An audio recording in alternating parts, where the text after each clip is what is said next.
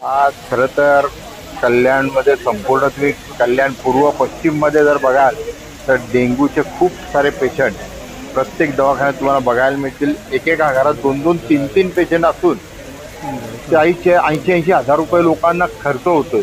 आणि तरीही आता आम्ही आयुक्तांशी त्या संदर्भात बैठक घेतली. आयुक्तांशी त्या संदर्भात सगळं बोललो, परंतु आयुक्तांकडे डेंग्यूचा कुठलाही आकडा आज उपलब्ध नाही आहे. ही खरी शर्मेची बाब आहे. कारण जर आरोग्य अधिकाऱ्यांची तुम्ही चर्चा करता, कल्याणच्या सगळ्या ह्या आरोग्याविषयी काही तुम्ही लक्ष देता की नाही काही कळत नाही. तर आयुक्तांनी आम्हाला सांगितलं की मी आकडा घेऊन नंतर बोलतो आपल्याशी. परंतु आज आमच्या एका बेतुरकर पाडा विभागात आमच्या एका कॉम्प्लेक्समध्ये जवळजवळ 26 पेशंट आणि आमच्या संपूर्ण बेतुरकर विभागात 70 पेशंट आहेत. तर प्रत्येक हॉस्पिटलचा आकडा हा खरंच भयावह आहे.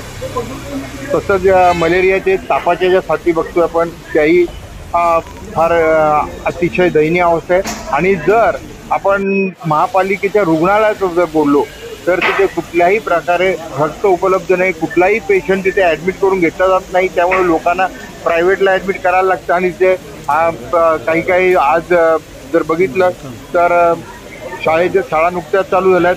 लोकांच्या खिशाला आधीच मोठी टाच आहे आणि त्यामध्ये हा एक वेगळा खर्च आज लोकांच्या माथी पडलाय. तर ही अतिशय वाईट परिस्थिती आहे. आयुक्तांना आम्ही सांगितलं की तुम्ही आमच्या बेतुरपाडा विभागात एक व्हिजिट करा. तसंच मलेरियाचे पण पेशंट आहेत तर त्या संदर्भात कचऱ्या संदर्भात आमच्या उल्लजीने विषय मांडला की आज जे कचरा डेपो आज